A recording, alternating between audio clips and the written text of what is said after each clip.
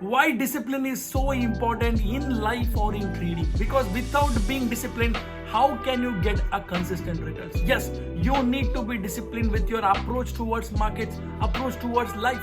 If you do not have the discipline, you can't win in the markets nor in the life.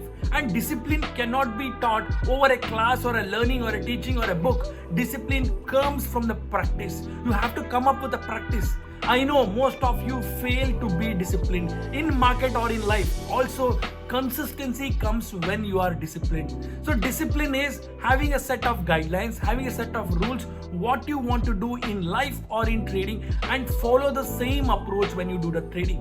So in trading, it comes up with a trading plan where I know when should I take a trade, when should I buy a stock, which stock should I buy, what should be my stop loss, what should be my target, everything to be planned in a disciplined way, and then just have to follow the discipline. So that is the key to success.